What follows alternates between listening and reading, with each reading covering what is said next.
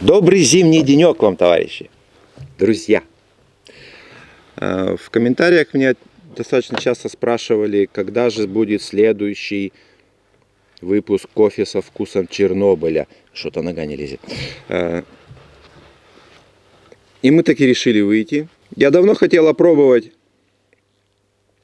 вот эту, с позволения сказать, турку на 400 мл, которая нам обошлась каких-то 36 гривен. Вообще смешная цена. Аня вообще сказала, что это сувенир, декоративное. Ну вот сегодня мы проверим, можно ли в ней сварить кофе. Сегодняшний выпуск я решил посвятить самому себе, любимому. Достаточно часто звучал вопрос, а кто ты, а что ты, и вообще откуда, и где работали, и что делали. Поэтому этот выпуск автобиографичен. Но начнем мы с кофе. Я его поставлю и под шум горелочки начну рассказывать.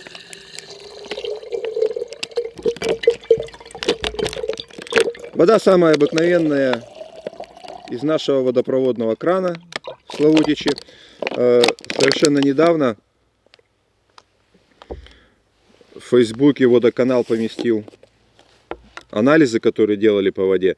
Блин, так у нас вообще идеальная вода. Она на самом деле ее можно пить, не очищая, прямо из-под крана, что в принципе многие и делают.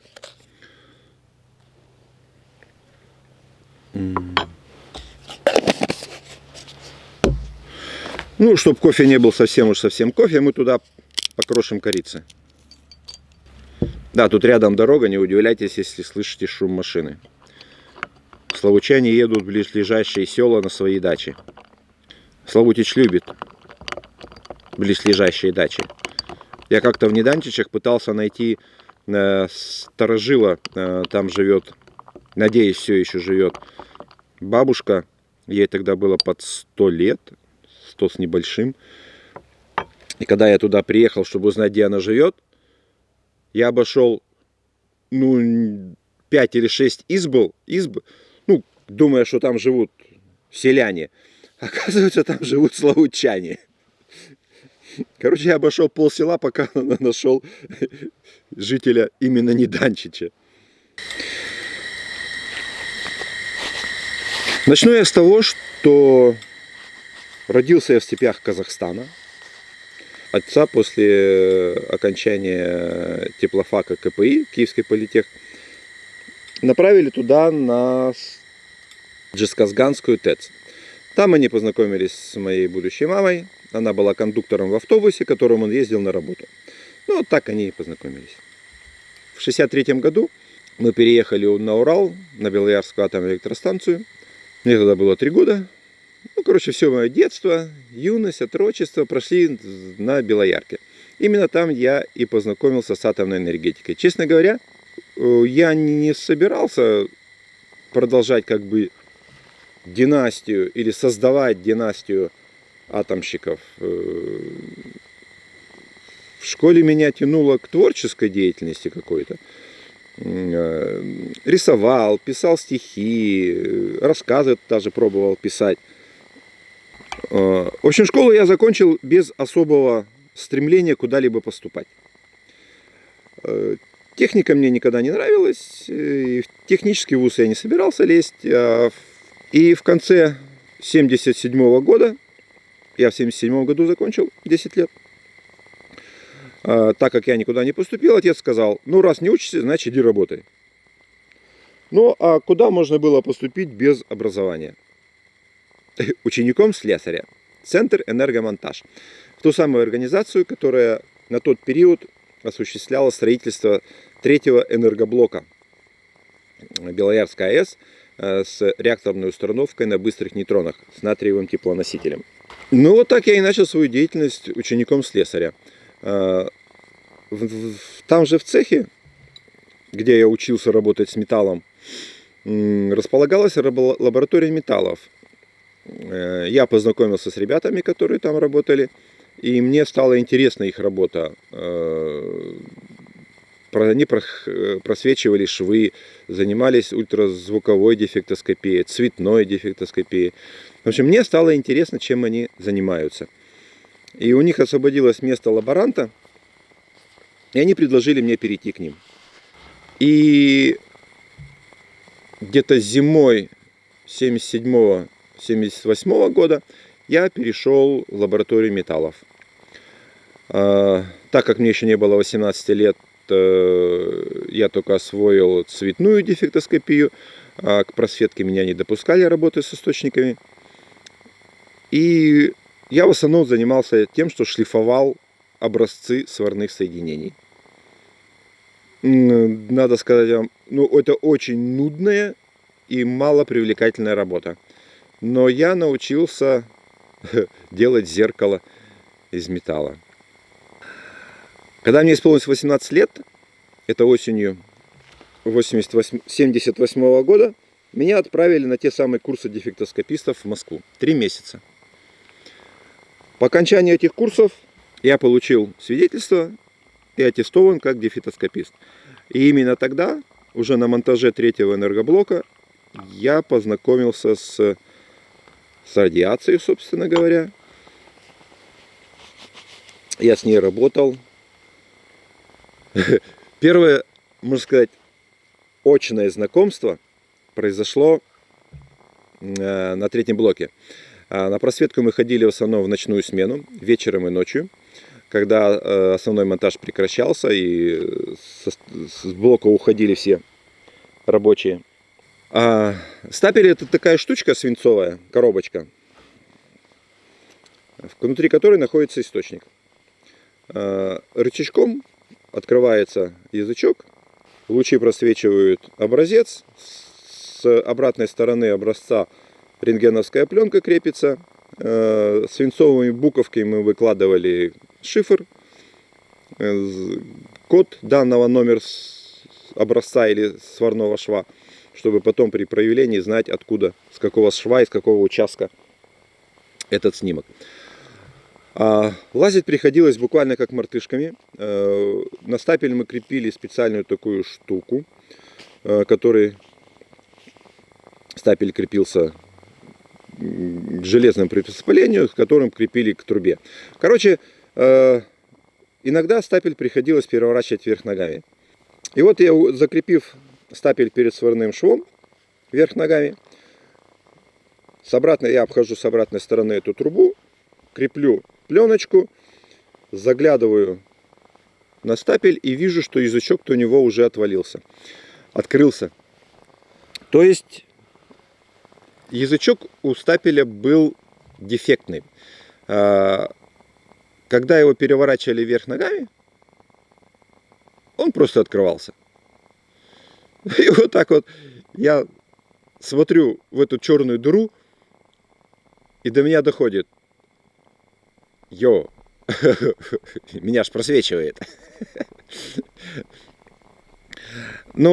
Пока мы работали, я об этом инциденте не сказал никому. Заменил пленку и продолжил работать. И уже придя, так сказать, в свою лабораторию, я мужикам сказал, что вот у этого стапеля язычок ненадежный, надо его отдать в ремонт. Я считаю, что это было мое первое боевое крещение радиационным излучением. Может, тогда мне голову настолько просветило, что мне захотелось пойти в объект укрытия работать.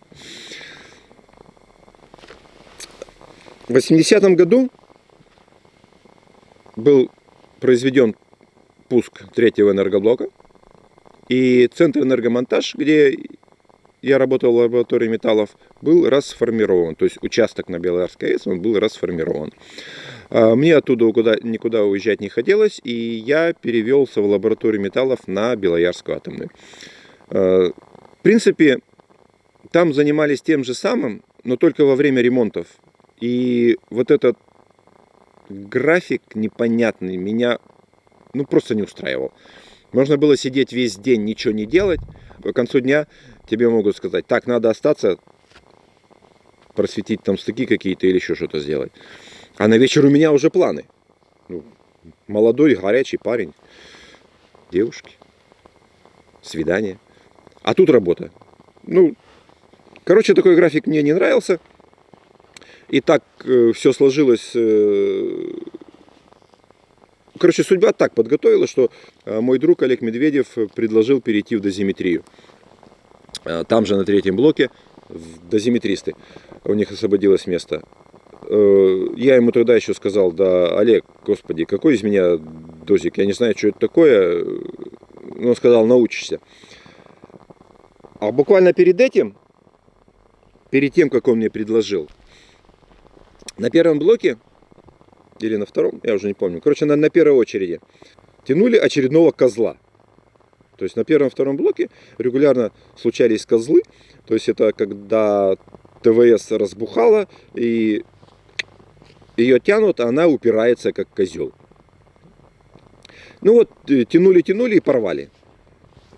И рассыпали все вокруг пятака. В первую очередь, я напомню, это реакторы АМБ, графитовые, с ядерным перегревом пара. Об этих реакторах отец позже расскажет более подробно, я с ним договорился. Очень перспективное было направление, и жаль, что оно заглохло. Так вот, надо было ликвидировать последствия этого рваного козла. Дозы, как правило, на первой очереди все выбирали под самое «не хочу». И для этих целей привлекали людей из других подразделений, в том числе вот из лаборатории металлов, у кого меньше всего доз. Ну, короче, перед входом в центральный зал мне показывают: вон пятак, вон свинцовый щиток, вон ведро рядом стоит. Подбегаешь, прячешься за этот щиток, то, что вокруг щитка там валяется, вот это вот графит, и еще что-то, вот этими рукавичками, естественно, не голыми руками, собираешь ведро, потом в другой конец зала, вон там контейнер, туда выкидываешь. Понял? Понял. Побежал. Было нас 5 человек, и в итоге выполняли одну и ту же работу, но в итоге я взял меньше всех. Что-то меньше одного бара, а нам давали по 1,5, по-моему, я точно не помню. Вот. И после этого Олег мне предлагает пойти в дозиметрию, и когда знакомит меня со старшим инженером радиационной безопасности у них в цехе, он говорит: так это тот самый, кто меньше всех взял. А надо сказать, что это старший инженер по радиационной безопасности, он тогда присутствовал в ночную смену, когда мы бегали, ликвидировали последствия козла. И он тогда еще сказал: о, прирожденный дозиметрист. Ну и когда я уже подавал заявление о переводе, меня без всяких разговоров и обсуждений перевели. Так я стал дозиметристом, пока на бумаге. Сдал экзамены, подготовился, изучил литературу, правила, и было интересно. Плюс работа на третьем блоке сама по себе была интересная. Такого реактора нигде не было, и процессы, которые там происходили, ну, это было захватывающе и интересно. Были тушения пожара, были возгорания натрия, тоже экстрим такой, который позволял безопасно обращаться с этими новыми технологиями. Учились. Ну и в принципе научились. Третий блок до сих пор работает, у него продлен срок службы, и он, на мой взгляд, один из самых безопасных реакторов из существующих. Так. Турка большая, газа мало. Кипит потихоньку, но уже доходит.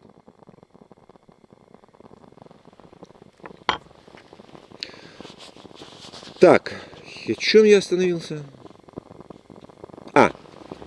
Я сдал экзамены и был допущен к самостоятельной работе дозиметристом 3-го разряда 3-го блока Белоярской атомной электростанции.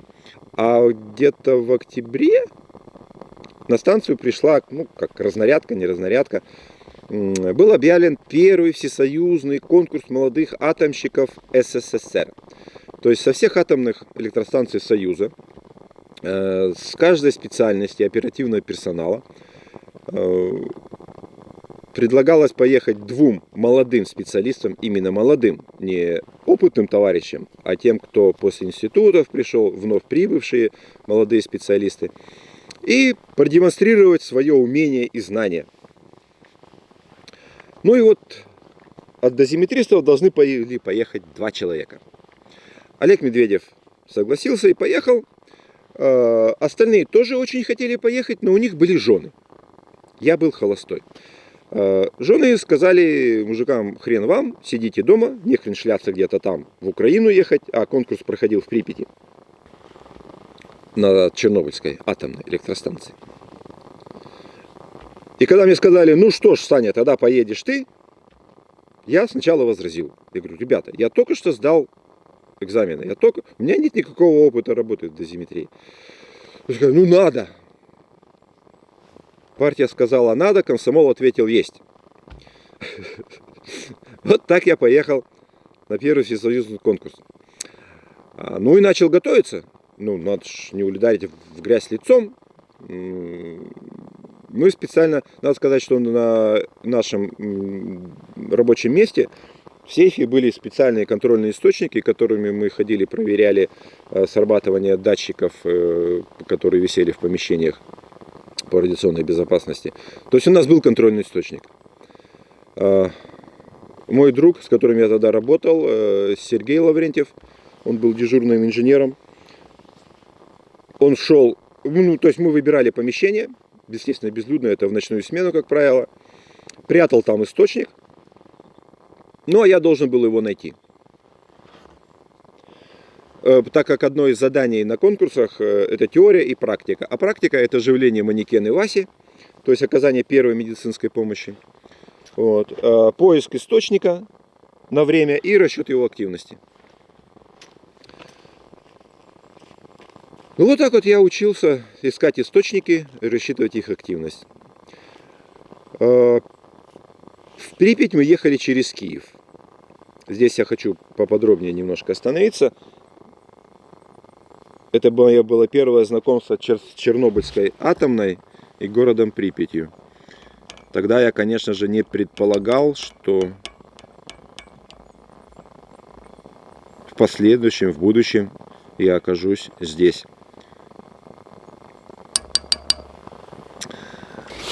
Так, ну, наш кофе уже доходит. Так что газа, к счастью, хватило. Итак, перед Припятью мы заехали в Киев. Надо сказать, что в Киеве есть у меня родственники до сих пор. И тетя Лена. Мы к ней заехали. Одну ночь мы там переночевали. А ее муж, тогда живой, ныне покойный, царство ему небесное, работал инструктором в ЦК комсомола Киевской области. Увидев наши лохматые физиономии, ну, Олежек-то был поприличнее, чем я, а я и тогда носил длинные волосы. Фотографии я вам покажу. Он сказал: едете на конкурс, рекомендую подстричься. Олег прислушался, сходил, подстригся в тот же день. А во мне проснулся бунтарь и сказал внутренне сам себе: ни хрена я не пойду стричься. И не пошел. В первый же день в Припяти, когда нас возили по городу немножко, по самой станции, и в здании лаборатории внешней дозиметрии, когда нас уже, ну, то есть экскурсия заканчивалась, знакомились с распорядком следующего дня, что как будет проходить, из толпы сопровождающих вышел такой небольшой мужчинка, чуть-чуть лысоватый. И, обращаясь ко мне, я стоял в первом ряду где-то. О, кипит. Отлично. Он меня спросил: молодой человек, вы комсомолец? Я сказал: да. Ну вот так случилось.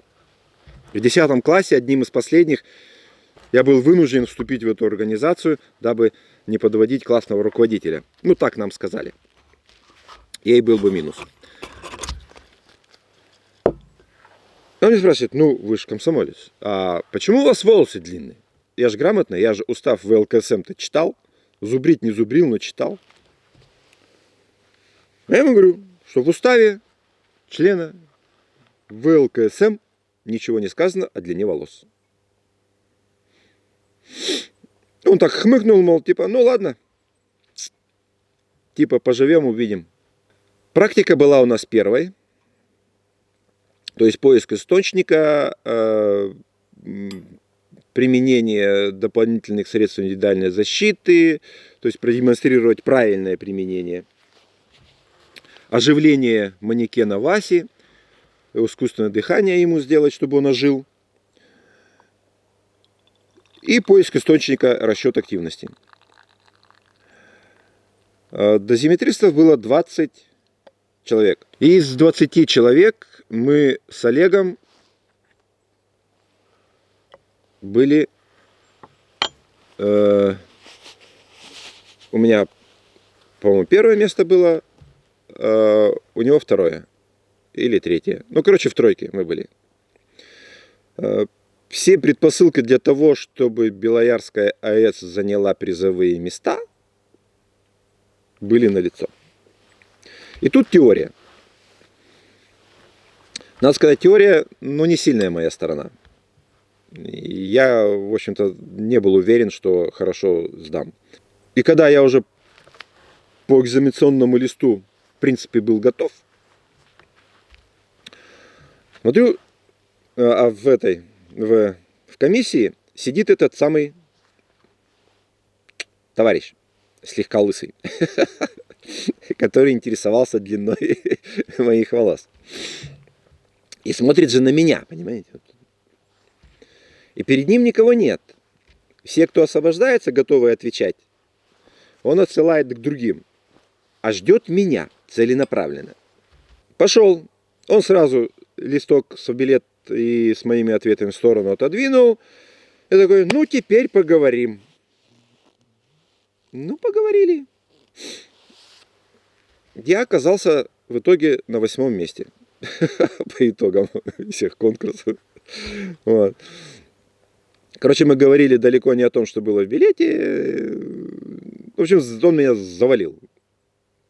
В отместку, я так понимаю, за мой некомсомольский взгляд. В отместку за мой некомсомольский внешний вид, по его мнению. Олег занял первое место. Молодец. На первом всесоюзном конкурсе представители Белоярка выступили очень хорошо. Практически во всех специальностях были призовые места. То есть это говорило о том, что подготовка персонала на Белоярской атомной была на очень хорошем уровне. Ну а вообще работа на Белоярке, это, я считаю, было для меня знаковым. Я научился там работать в оперативном персонале. Я научился там именно работать.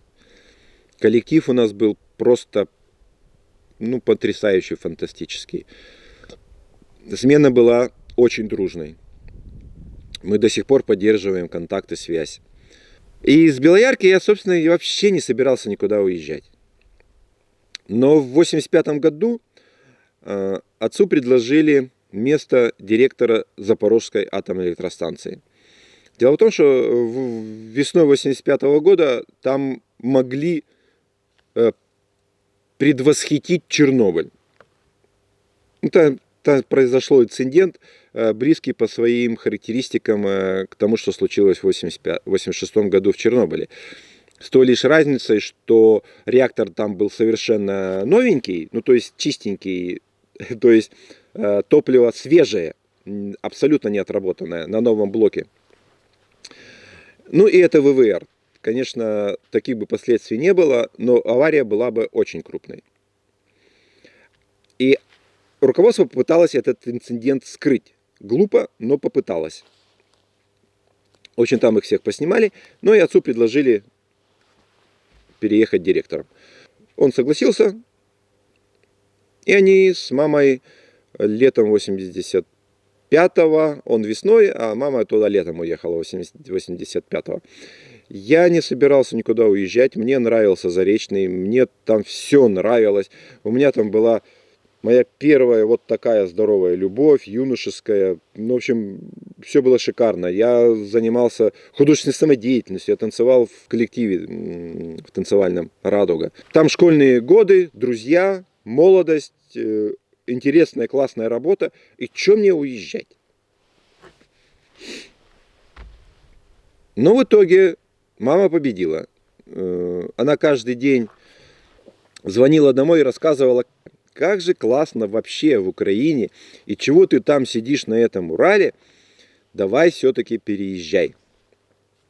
Ну и вот так вот в марте 86 года я уволился с Белоярской атомной, и да, где-то в начале апреля я переводом устроился в реакторный цех оператором центрального зала на Запорожскую атомную электростанцию.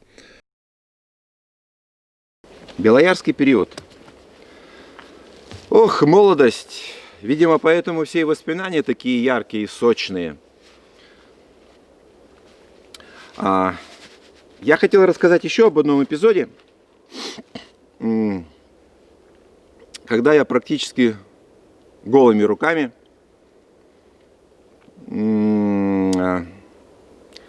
убирал кусочек твела. Ликвидировал, так будем говорить. Дело в том, что в обязанности дозиметриста иногда входит и то, что обходить территорию и снимать картограмму. Даже тогда, я помню, был так называемый пыльный день доработки. И чтобы как-то озадачить появившийся персонал в день, меня отправили по территории вокруг третьего блока, по территории Белоярской атомной электростанции, промзоны, снять картограмму, освежить. Дело было зимой. Еще один нюанс. Забор, с одной стороны, периметр охранный, был общий с Эсфиникиет. Это, в общем, Свердловский филиал научно-исследовательского института по какой-то там, я не помню, как точно расшифровывается, но там был маленький реактор, мы его называли кастрюлька. Ну, у меня знакомый там, наверное, до сих пор еще работает. И по слухам, которые просачивались, там испытывали топливо, и ТВЛ, и ТВСки для космических атомных реакторов. То есть они были маленькие. И вот, значит, хранилище своего у них не было, отработанных отходов радиоактивных. И, видимо, по договоренности с руководством Белоярки, они сбрасывали все к нам. На территории между первой очередью периметр и дальше Свиникет, так вот между периметром и первой очередью был такой бетонный короб. Как потом выяснилось, как раз таки с отходами радиоактивными. Ну, возле него фон был немножко всегда повышенный, но сделан был добротно. А проходя возле него, у меня вдруг СРП, ходили с СРП, он чувствительный, хороший, на низких диапазонах качественно показывает. И вдруг у меня СРП зашкал. Переключая диапазон, зашкал. То есть на всех диапазонах зашкал. Но, естественно, меня это насторожило и заинтересовало. Как дозиметристам мне стало интересно, что же здесь такое и где. В итоге оказалась зона рядом с бетонным коробом, под снегом, что-то порядка 1,5-2 рентген в час. Это нонсенс, это вообще было это ЧП такое. Быстренько, так как это все под снегом, неизвестно, что там и в каком количестве, и в каком состоянии лежит, было решено до весны закидать это дело свинцовыми листами. Так и сделали. А по весне мы остались на вечернюю смену, то есть после рабочего дня. Настрое было. Значит, двое свинцовые листы, и я с прибором. И когда убрали свинцовые листы, ну, открылась голая земля, и я вижу такой вот в мизинец толщиной, даже тоньше, прутик небольшой лежит. От него-то и фонит. Там рентгены в час, десятки. Действовать надо быстро. Ведро у нас с собой было на всякий случай. Ну голый без перчаток, только ХБшные перчатки, мы же не знали, что там. Ну, я просто на автомате или интуитивно рядом увидел разбухшую картонную коробку. Достаточно толстая, влажная. Я оторвал от нее лист и вот этим вот, защитив руку, схватил этот кусочек твела в ведро и бегом по лестнице и бросил вместе с ведром в это хранилище. Надо сказать, что доз мы тогда больших не взяли. Что-то исчислялось десяткой или сотней миллибар, потому что все было очень быстро. Это я рассказываю даже дольше, чем это было. Ну, вот такой был случай с кусочком твела. Еще я вспомнил, в период моей работы в Центре энергомонтажа, лаборатории металлов, когда у нас просветки было очень много на третьем блоке, трубопроводы монтировали, сварные швы проверяли, ну, очень много было. Кстати, в тот же период я побывал в чаше реактора, когда ее монтировали. Проверял соединение на цветную дефектоскопию. Ну, очень впечатляет, когда опускаешься в эту чашу из нержавейки. Ну, интересно. Так вот, рентгеновская пленка. Наверное, мало кто уже помнит и знает, что фотопленка, и в том числе рентгеновская, изготавливалась, при ее изготовлении использовали серебро. Так вот, этой рентгеновской пленки у нас накапливалось, ну, просто мешки здоровые. И что повадились делать мужики? В общем, как-то в одну из вечерних смен мужики мне говорят: ну, пошли серебро добывать. Я так удивился, говорю: какое серебро? О чем вы, блин? Бери мешок с рентгеновской пленкой.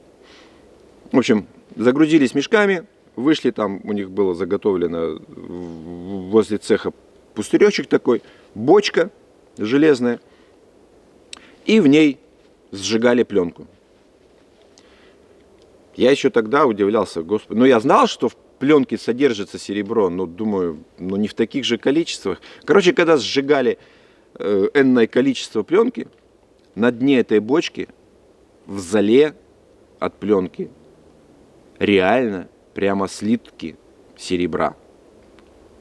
Капельки, большие, маленькие. И как же его использовали, хотите спросить вы? Ну или не хотите, но думайте, а что же можно было в советское время с этим серебром сделать? Это же вообще незаконно. Ювелиры боялись браться, работать с серебром, которое не имеет происхождения. Откуда ты его взял? Украл. Или еще чего. Ну, в общем, добыл где-то незаконным путем. И что мужики придумали? Я ржал просто.